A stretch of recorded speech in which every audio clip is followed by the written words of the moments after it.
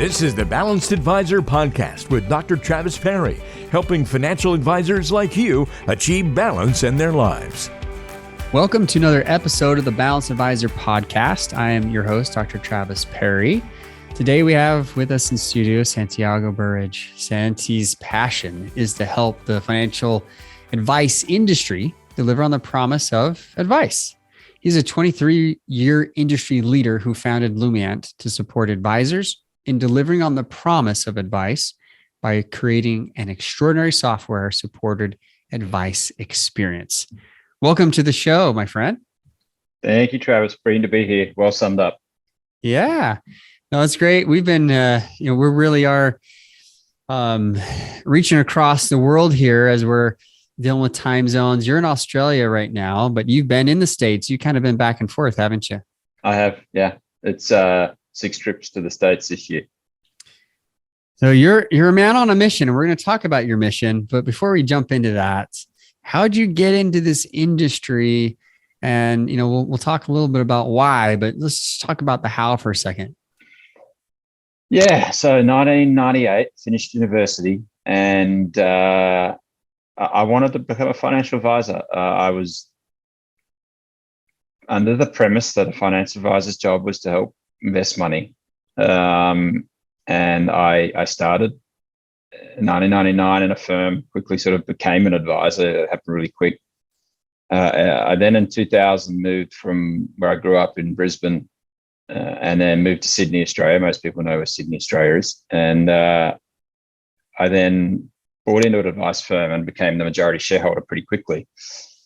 It was really at that moment I started to challenge it and go, I probably should have challenged it before I bought in, but you go, you're young, right?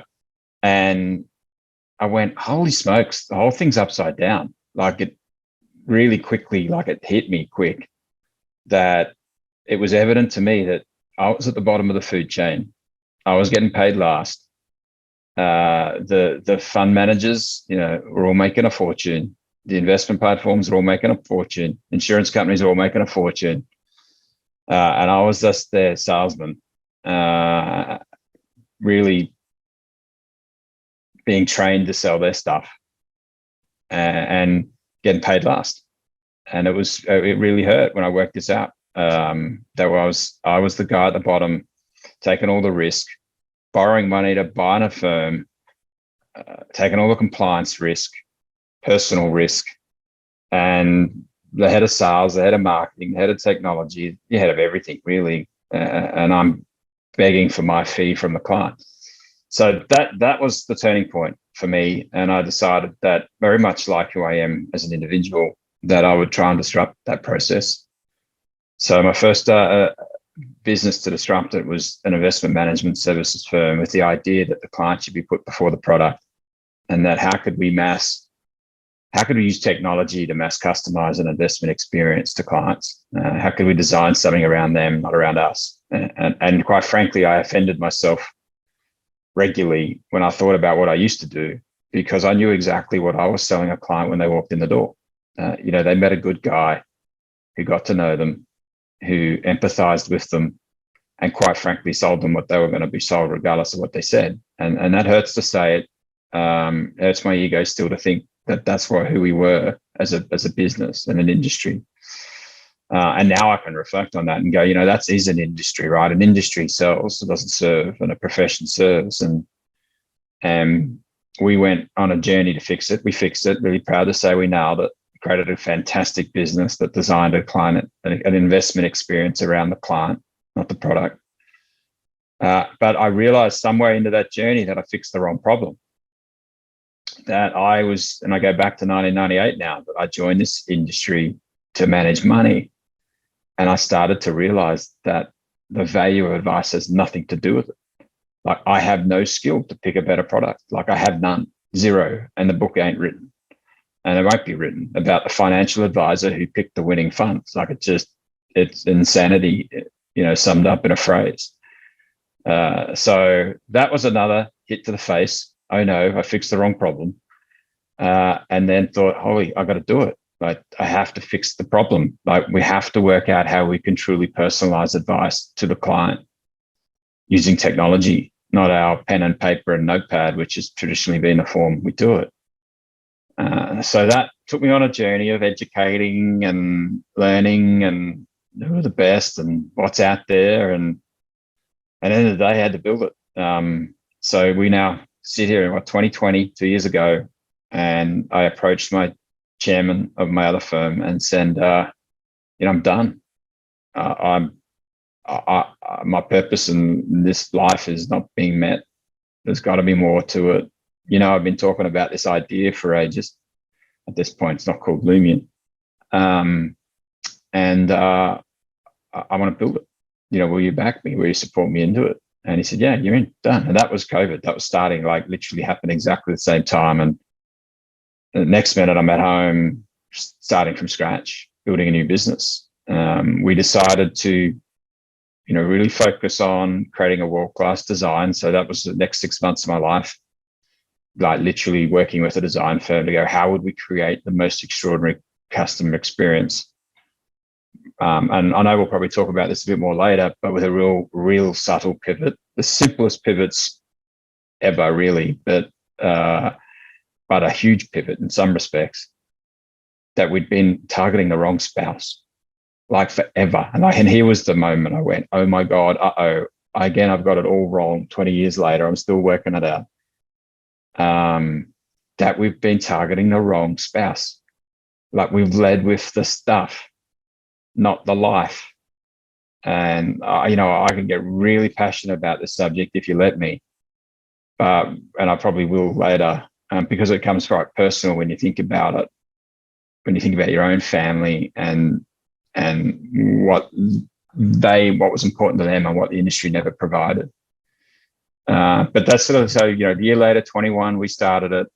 We launched in Sydney with one module. Now a year later again, and we got 9 modules. And yes, I am, affectionately in the US now quite regularly, and will probably be for a long time to come, because I'm not just satisfied in solving this in Australia. I want this to be a global, outcome for all those advisors out there who aren't achieving their potential like me, because the industry said their experience needs to be anchored in a product or an investment.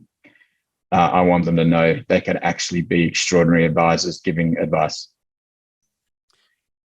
Wow. Yeah, that is the story right there, which we're going to unpack a little bit more. You said a lot that really resonates, I'm sure, with a lot of advisors who came into the industry for one reason or another, but we felt like they're selling a bill of goods. Like, I came into the life insurance industry thinking I was becoming a financial planner and was really stifling that progress, and left and started my own, because I wanted to be able to give the right advice to clients. So, you've created a solution because you've been there, you've done that, and you wanted to be a part of the change. So I applaud you. I applaud what you're doing. I love what you're doing. I've been able to kind of demo, we've talked offline here, and I've been able to see what this product does. And I can tell you that this is as close to helping clients become balanced as I've seen it through the financial industry. So I really, really love and support this. So let's talk about your own balance. Santiago, tell us, like, I know right now you're saying, hey man, I don't feel balanced at all. I'm all over the place. I'm back and forth the United States. And, we'll talk about times and seasons of my philosophy on that. But regardless of that, what is balance to you? And, tell us a little bit about what, it looks like for you to be achieving it. Yeah, it's a tough one. Yeah, my time in life, doing a startup with a global ambition, and I'm not doing it for money. So balance is not for me. Well, like, it doesn't rock my boat really that much. I like to, be able to buy a good piece of steak. That'll be good for my future. But it's not about, I'm not doing this for money. So that's important. The purpose drives me a lot. And that, I think, aligns to the balance question, because you do things because I wanted to be in a position in life where I could do things not because I have to, but because I want to. And I'm at that stage in my life, having built other successful businesses, that I can do this because I genuinely want to make a difference to the profession. And so I feel purposefully in balance. I wake up every day inspired about the change I can make to many people's lives. But what that does is throws your own life out. And my happy place, I guess, balance is, I live at the beach, and I'd equally be happily living where you live too, Travis, in the mountains. As long as I'm outdoors and enjoying the environment, I'm content. So swimming and surfing and doing that for the start of every day is almost critical to my being. Exercising, being in that environment makes me feel balanced. And when I lose that, I feel unbalanced. But I don't know. This is, and I'm sure, Travis, you interview so many people.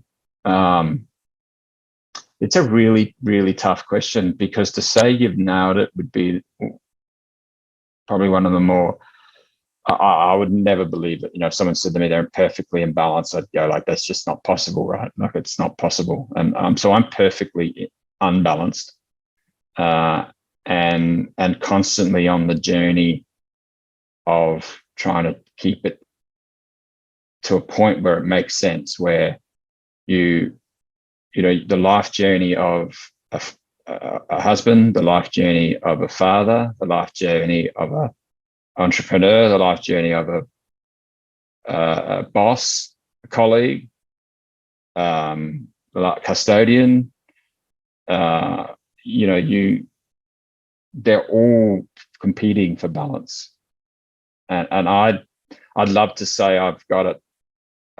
There's probably times in my life where I've gone, you know what, I've nailed it. I'm extraordinary. I've got this all humming perfectly. Then there's definitely times in my life where I go, I'm failed, and I didn't know I was failing until I got through to sort of the other side. I went, oh my God, how did I allow that to happen? And I'm probably somewhere in between at the moment. It's a really tough question to answer, and I genuinely mean that. Oh, I get it. I think one of the things, and one of the reasons why we're even talking, is the fact that we're so aligned on helping people, whether that's advisors helping their clients, or, helping advisors themselves to achieve goals in every area of their life. But the trick is that balance has become synonymous with equilibrium. And to be equal in every area, you're exactly right. It's just not possible. We're constantly out of balance. My dad liked to tell me on airplane flights that, getting to a destination from one point to another point, you can set your course, but you're off course 99% of the time, constantly correcting, right? When you're flying, a little, Cessna, up in the air. For the big guys, they have autopilots and stuff like that. But the reality is it's still auto-correcting, even, on the computers or whatnot. But so I'm with you on that definition that it's impossible to always be in a state of equilibrium in every area. It's not possible. But what we can do is paying attention to those things that are really important to our lives that don't always involve work. Like work can be important, especially if you're here right now. Like right now, this is the most important thing for me, is to be on this podcast with you, to be present. But if my wife called and one of our kids are in the hospital, I would peel out. There would be no question. And that, we have priorities in our lives that give us the balance. What I love what you mentioned is, like, if I can just get outdoors, if I can be, at the beach or the mountains, or just be outside, then you feel balanced. And that's what I keep getting with so many advisors and others that serve this community, is this feeling of balanced, centered priorities. That it is much more of a emotional state, even a mental state, than it is a checking boxes and being equilibrium. So I appreciate you bringing this up, man, because I know it is a tough topic, and we're the only ones talking about it really in this industry, trying to help advisors figure this out. And part of what you do is very crucial to this, to help clients to really achieve goals that are outside of the financial plan, right? But are connected, which we'll get to in a little bit. I want to validate what you said there around the emotional state. That is probably, for me, the number one objective every day. I wake up, like, check in, manage your priorities in your life, know what they are, because you lose track.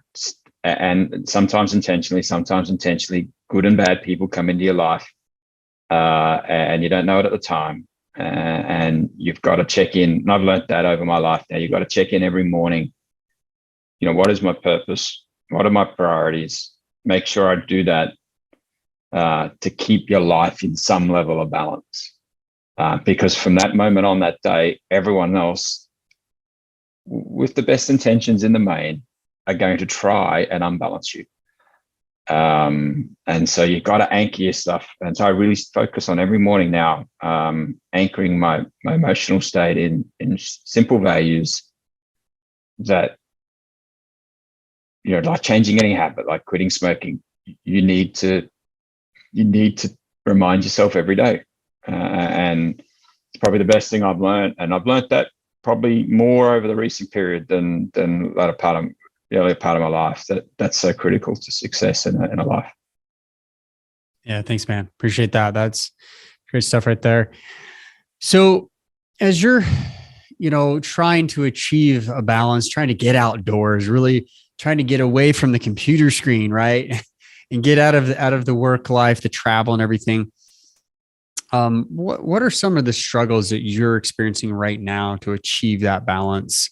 We talked a little bit about the travel. We talked about, the timing of this launch and everything, but is there more to it than that? Are there other things that keep you from getting to that?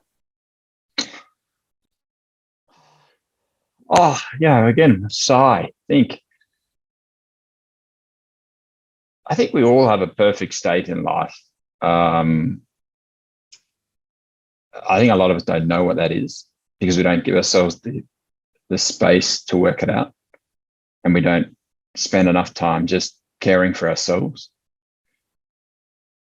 And I think that would be a true statement for me.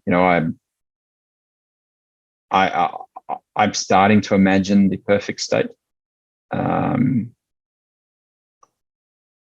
I'm not there because I started a very purposeful driven business, and I have to see it through for so many people. And it's not about me anymore. Like, it's not about my ego or, it'll be nice to look back and say, hey, I did that. And, I left the world in a better place. But when you start a business, like, as you know, that there is just so many more stakeholders that you need to care about. And so it becomes less about you and more about them, which throws you out of balance. So I've come to accept now that I am out, and there's things I can do to maintain it, but I'm literally servicing the car on the run at the moment. Again, I'm not sharing anything I wouldn't share to anybody. Lumiant will get a new custodian some point in the future. Who knows when? I don't know. And I don't start businesses about me. I start them about the idea, and I find better people than me and get them to run it. And there'll be someone better than me in the near future, and I know it. And I can't wait to meet them. And I have already met them.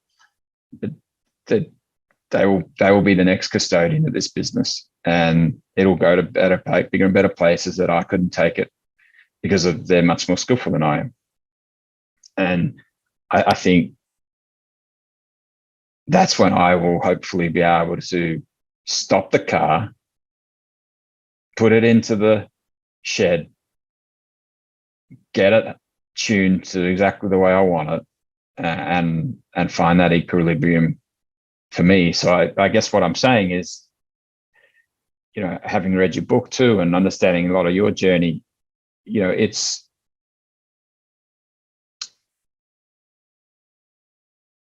okay to not be imbalanced as long as you know it and you're doing something about it. Yeah, I agree. Like, we're in times and seasons where that's really a big philosophy of mine, that you may have a time where you're out of balance. and you know it.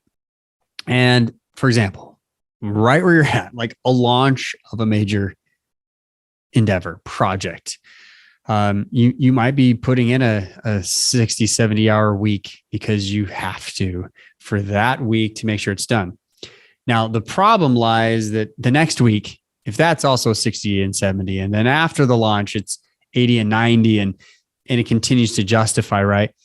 Now, there's a season that I know a lot of advisors come into, that conference season, the fall, where it's like you go to 6 or 7 different conferences. Now, with COVID not being the greatest threat to our health that we thought it was, the conferences are back up. And so I think there's a lot of this pent up energy. Like, I want to get back. I want to see people. I want to get energized, motivated, It's sort of aggravating that, exacerbating it, making it worse, to the point that we need to be careful that we don't just continue on with that and make that excuse of, well, now I have to work 80 hours now, or I have to work 70 hours to make this run forever, but see it as a season and then get back to what, the more balanced life. Yeah. And I understand that. Like, I understand, maybe even maintaining the car as you're driving it, because maybe you lost somebody on your team for a moment. You had to replace someone. Now you're training and you're hiring and training and all those things at the same time, when you would rather be delegating. I'm speaking from experience, literally right now. It's a hard thing to do. So that balance that I used to have is a little bit out of whack, and getting it back into a balance is super important. What do you think, as you see other advisors out there, you see them struggle? You've met with a lot of them. You have a lot of conversations. You have, thousands of advisors essentially you help and serve and work with, who've been following you on this project. What are they struggling with when it comes to balance? What are some of the main things that you've seen that advisors really are dealing with? This is a tough one, because I got a global hat on now, and it's probably not, necessarily the global audience. So, I think a lot of advisors in the US would be horrified to hear what Australian advisors have gone through. And I say it with some level of credible sadness. A lot. I think at last count, sort of 28 had suicided, and over a previous 2-year period, I mean, the industry has gone through hell and back. And so, I guess a lot of my experience in that recent memory, it's just awful what they've had to go through to try to run their businesses and feed their families and look after their clients. It's been, tough time. But when I think about, I go back to my 2003 statement, which is, I realized I was at the bottom of the food chain. I still don't think we've achieved our place at the top of the food chain. And I see a lot of advisors struggling to grow their businesses. And the stats are backing it up. Even some stats I saw today that you take market out over the last 10 years to really research, but businesses are going backwards. They're struggling to grow organically. They're not, and this is more commercial businesses. There's not the one-man bands who are happy to be one-man bands and living a good life and have found their balance or their perfect equilibrium or what's good for them. Those who are trying to commercially grow are struggling. Technology is not supporting them. It's hindering them. They're being told that the solution is stuff, and it doesn't stop. Direct indexing or there's always a new stuff that's going to be the next thing, and it's got nothing to do with it. So, for me, I have a lot of empathize. I empathize with them a lot because they're always told it's the stuff that's going to make their business better, and they're going to grow quicker, and that's going to help them attract more clients if they're better stuff. And no one's saying to them, it's got nothing to do with it. Like, I want to shake them. It's got nothing to do with it. It doesn't matter at the end of the day which product you pick. You're not going to get a better one than the next guy. Like, it just doesn't exist. It's an utter waste of time. It's a meaningless exercise. You've got to start working back from the client. And again, this has just been missed. We talk about CRMs and we talk about great risk profiling tools and all this stuff that the client doesn't care about. The clients want to lead a better life. They want to be in balance. They want to achieve their life's dreams. And that's the role of the advisor. I think we've been trained so poorly by those who want us to stay in the stuff. They want to keep us there. I don't think I'm breaking any news here, but you'd wonder, because everyone will tell you about their stuff. Their websites tell you about their stuff. They don't talk about why. They talk about what and how.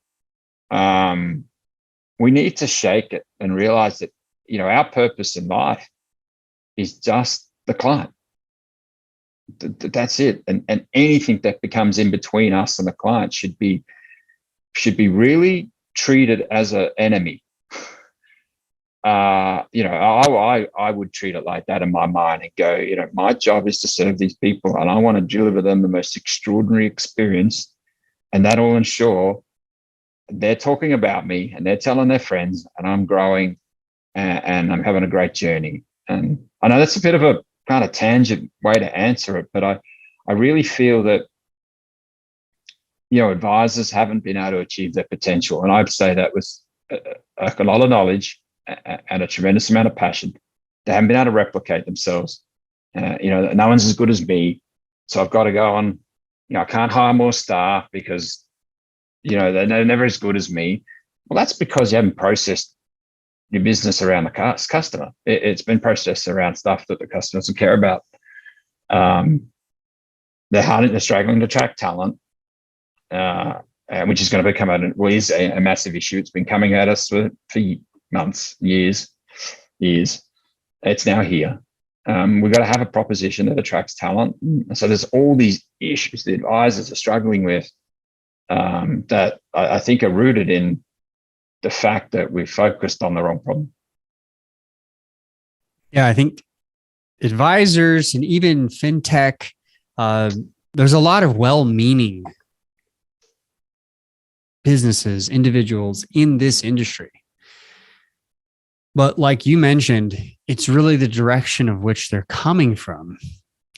Is this for the advisor or is this for the client? Now, I think some fintech that designed for the advisor would maybe even justify or say, well, we gave it to the advisor so they'd have better use of it, with the client in mind. It's possible. But I also agree with you that there's... I was on a show with another friend of mine who she said, hey, listen, we typically see advisors and depictions of them in the media of jumping out of windows.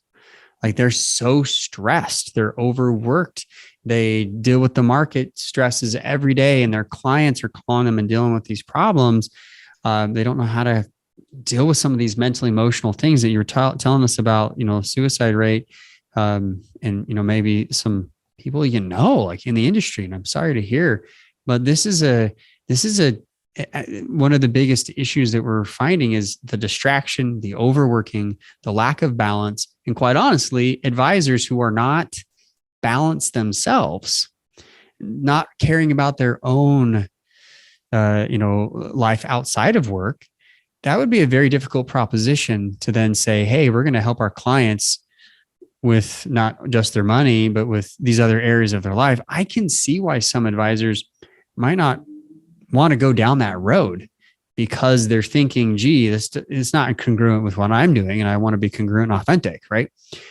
But that's why you and I are here. I help the advisors. You're helping the advisor help the client. There's a lot of crossover on what you're doing. So I know I appreciate it. I appreciate the sentiment.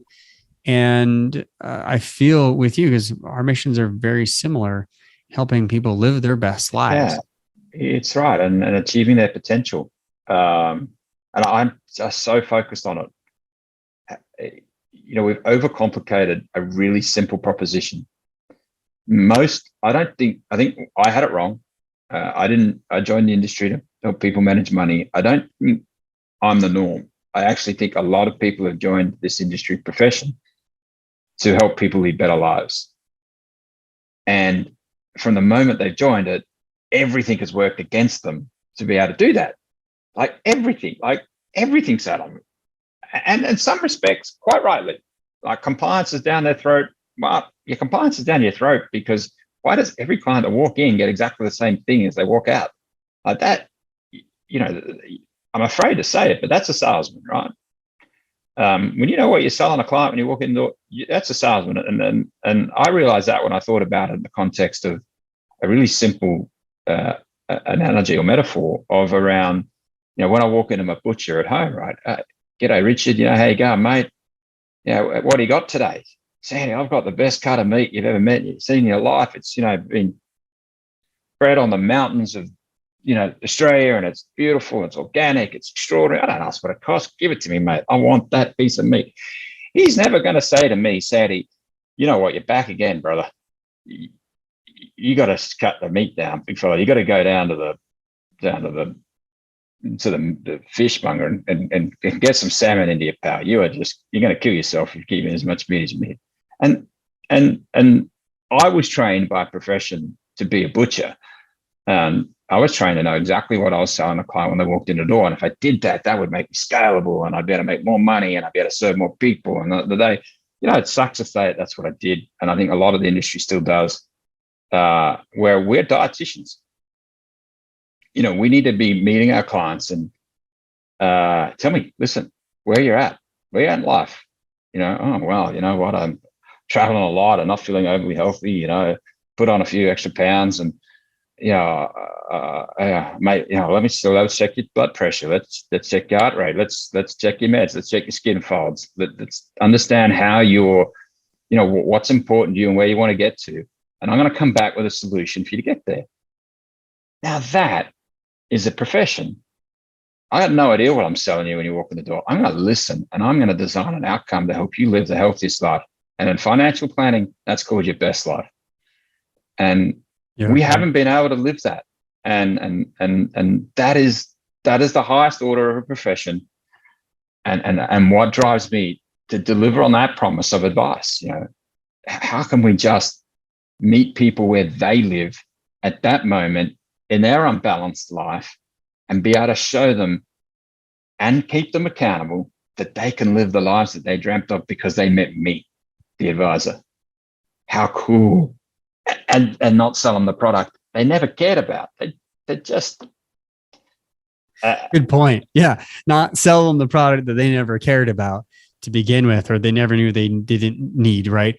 But obviously there's a little bit of a balance here of you want to get to this point, and I'm going to help you. And as this fiduciary, I'm going to walk you through, get you to your goals, help you get to your goals financially and life, in general, just everything attached to it. And there may be some of, by the way, you probably need some of this while you're making your way here. Like this, that's the recommendations part. That's the, more of a dietitian approach, as you mentioned. I like that analogy because you're taking your expertise, your knowledge, and you're applying it to what the client needs, not trying to sell them something when they walk in the door, like a, butcher. Two great analogies. So with Lumiant, how does that change the game? How does the software that you created help advisors do that for the client? Because you and I are on the same page. Like, we want to live our best lives. We want to help advisors live their life on purpose. You want to help advisors help their clients live their lives on purpose. We're in sync here, brother. So tell us about it. How does the software work? How do advisors utilize this to get really that advice that you've been talking about to their clients? 2 words, and I'll unpack it. Heroing advice, not heroing product. So what does heroing advice mean? So, Travis, if I met you and your wife as an advisor, I'm going to spend a whole bunch of time understanding what's important to you both, what drives you in life, where you want to get to, what are your life's priorities, all the things that keep you up awake at night. I'm going to understand all that. And most great advisors around the world are doing that, right? They do that now. They They spend a whole bunch of time doing it. They write a beautiful file note, best file note you've ever written, you ever seen in any profession in the world, better than a doctor, better than a lawyer. Like, we write beautiful notes of what the meeting said and everything, capture it lovely.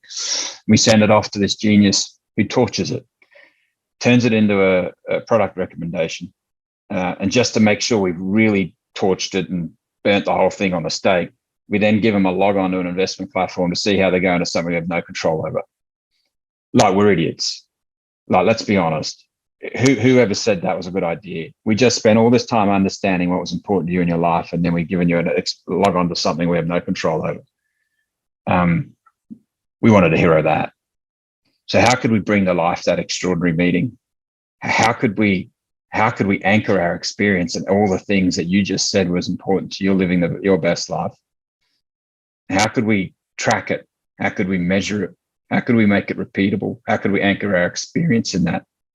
And so our review meetings aren't coming in and talking about what the market's done. Hey, you're still on track, Travis. You're on track, but let's check in. What's changed in your life? Has there been turning points? Have you started a new business? Are you trying to write a new book? Is it knocking out your balance? Is there things that you're hitting the guardrails that we set up? No? Fantastic. Great. There is. Okay. Let's reassess. Let's understand what that now means to the plan that we put in place. We might need to work longer because you've got a new idea. We might need to not have that holiday home. We might not be able to put the kids through college. I mean, these are all major trade-offs that sit in life. So we wanted to build a piece of tech and a process. We spent, as I mentioned before, I spent 6 months designing this. So we wanted to understand what the world's best customer experience would look like. And I'm not saying this, there's no rounding error here. I spent $1 million before we even started to build the tech. I genuinely wanted to know what the world's best design would look like, the customer experience, that journey, because we wanted to lead with the client. It had to be all about them, and our North Star has never changed. We know that if we hero the client in the platform and their life, then the advisor is going to love us. Now, that I talked about heroing clients. I'm now going to tighten that and talk about heroing a client. Our view is, and I'd die in a ditch on this, so I'm not going to be able to, no one's going to beat me on this subject. You might be right, but I won't give in. That we've been targeting the wrong client.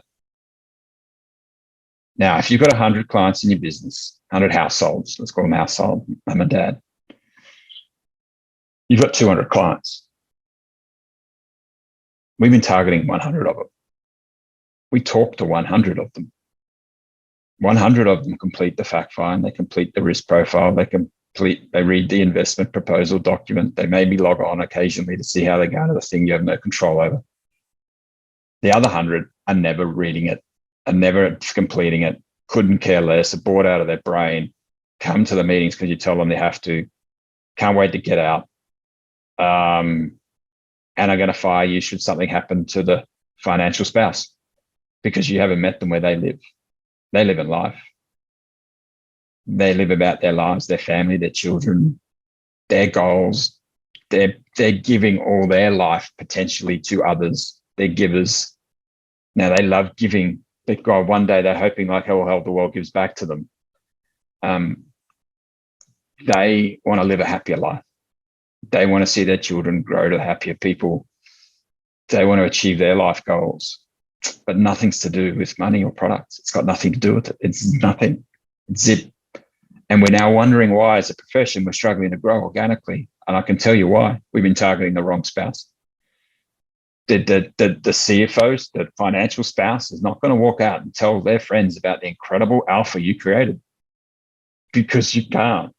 Like, I'm sorry, and I'm maybe going to offend people in that comment, but I've had to offend myself and tell myself that 10 years ago that, Sandy, you got it all wrong, pal. Oh, wow, that hurts. But you're right. That's just, they're not telling their friends because it's not a proposition. But that non-financial spouse will tell their friends about the extraordinary meeting we had with Travis, that he spent so much time getting to know us. We had a conversation we've never had before. We may have had this as a couple We haven't had this conversation for 10 years. At the end of that meeting, we were crying. At the end of that meeting, we now know everything that our life priorities, and we thought it was just retirement, but now we've got 12 goals we're working on. And some of them are as simple as let's make sure we have a date night once a week. But we now have more purpose with our life. We now know clear that we want to help our community more. We're now clear that we haven't been achieving what we wanted to do that helps our life priorities. And so there you go. That's what we've done. In 2 words, we heroed advice but we're heroing that non-financial spouse. Our experience is teaching us, though, 90% of those 2 people who walk in a room all want to lead better lives, and they just expect that their advisor's role is to pick better stuff. And once it's explained to them that, yeah, we do that too, we'll help make sure we nail that, and that's really important. But the real reason we're here in the front of this room today is to make sure that we understand what your best life looks like. And then we're going to anchor our experience in that, because that I can control. Markets go up, markets go down. We'll make sure you don't do anything stupid. But at the end of the day, my job is to make sure you live the lives that you dreamt of, and I need to work out what that is. So as an advisor, and what the Lumiant business does. So, it's a tech platform, right? So it heroes advice, and I could dumb it down to that. But the 6 months we spent at the start was heroing what the world's best customer experience would look like. So understanding what drives them in life, understanding what their values are as individuals and as a family, what truly makes them happy, because values is much more important than goals. And I'm a living example of it for me. My values are being lived, the purpose that I have in life. I couldn't care less about the money. As long as I got enough to buy that nice piece of meat from that butcher.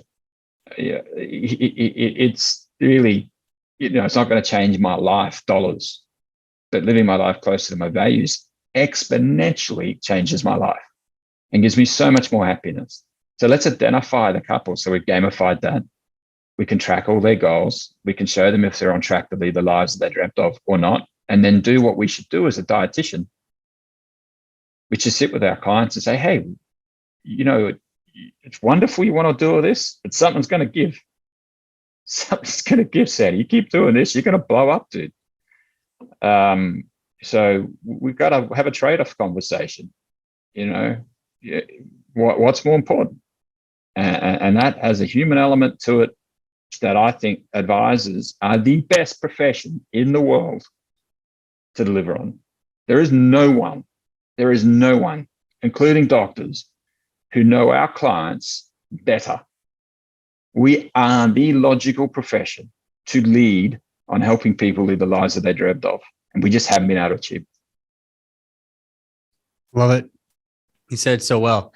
We know our clients better than most other professionals. We are in the business that they won't want to talk about to anyone else, even their therapist. Money, and its connection with every other goal in life, because they're all connected. You and I went separate ways. We both started in this industry kind of doing the same thing. And I went to try to, figure out values and goals and motivation and stress to come back to help the advisor. You've gone this direction, created software so the advisor can help their client. And obviously they help each other. But what we connect on the most is values. Both of our approaches focus on helping advisors and their clients figure out what are their values. It's on my shelf over here. Kind of hard to see. Where is it? If you're watching on the YouTube channel, but I've got from the American College Financial Planning Process and Environment. It is the first textbook you get when you sit for your CFP if you take the basic financial planning course, right? That's it. Chapter 1 talks about how financial planning is based in goals. Goals should be based in values. But you're absolutely right. Client walks the door. They get sold on how much return and investment that they're going to make. Case in point, I've got family members who make great living and, they're investing everything in Dogecoin and Bitcoin, and to each his own. Like, there's a risk pyramid for everybody and we risk profile. I get it. But one of the reasons why they won't hire a financial planner is they don't understand that a financial planner actually can help comprehensively with the financial plan. And as we've been talking about, should be helping with other life goals as well, right? How these connect at least. That should be at least. But they don't understand that's what they're going to help them do. And in fact, they're pushed against saying, well, no, I don't want a financial advisor or planner because I'm going to get a better return than they will. It's all about in their mind, especially this new millennial generation, like in their mind, it's really about the return on investment. Can I have this guy or gal help me to get a better return on investment? What are their fees? We need to stop talking about fee structure and compensation and differentiating ourselves as advisors based on what we charge. We should start differentiating ourselves by the value that we bring to our clients to make transformation. And I think you said it very, very well. This is about the industry, being based on the client and not the big broker dealers and everyone's getting paid really, but it should be based on the client. How can we face that client? What can we do better? And I love what you're doing. And we could spend hours, my friend, talking about this. And we have done a great job of drawing this out and really hitting some points. I hope, advisors, if you're sticking around with us, you're listening to this, you're understanding that, what we're both about here. We're on the same team, attacking it from different angles. That balance is super important to us as we have this conversation. But being industry changers, not easy, right? It comes at a cost. Maybe we do lose our balance once in a while to fall on the sword for this, Santiago. But really, I'm hopeful and glad that you're bringing this solution to help advisors do this. Because man, what a great thing it's going to be. If advisors want to check this out, they want to look at what you're offering and how to be, a more balanced advisor by offering this service. Where do they go? How can they get in touch with you on this? Thank you, mate. All online. Yeah, www.lumiant.io. Sign up for a trial. Test it. There's a lot of help articles on it, but in the end of the day, for those advisors who get it, which I think is the majority. So I'm in the majority that advisor camp. So extraordinary people who just haven't been able to achieve their potential. This is as simple as the technology supporting what you do and industrializing the process around industrializing it so it's no longer dependent on you. There's a process your whole team can follow, and it's anchored in an experience that you control. So it's there, it's all there. But if you need help, or if you're not comfortable with it, or you're thinking, "Oh, this makes sense," and God, I need some coaching. Well, brilliant people like Travis here just waiting to help. But it's simple, right? In the end of the day, it's simple. Asking people why that's the most important thing to them in their life. Once they tell you the most important thing in their life is one of the most rewarding moments that any profession will ever have, as that client will more than likely quite emotionally tell you that this is what's most important to them. And how cool is that, right? We now are the profession we genuinely deserve to be, and that client's never leaving us, and they're going to tell all their friends, and that's what rocks my boat. Love it. Well, great to have you. Thanks for being a guest on the show.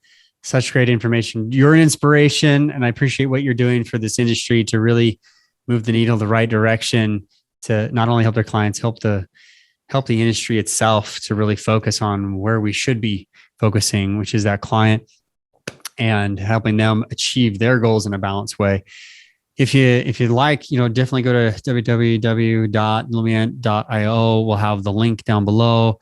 Connect with Santiago on social, reach out to him if there's questions you have. Thanks again, Santiago, for being here. If you like this, listeners, share, comment, subscribe, send this to someone who needs to hear it. I know there's a lot out in this industry who are trying to set themselves apart as life planners. And, this is definitely in the ballpark there as a direction of helping move this direction toward all life goals, not just financial planning goals, but how you can inspire your client in every area. Thanks again, my friend. for joining us, for making time to be here. And until our next time, we'll see you soon. Thanks, bud.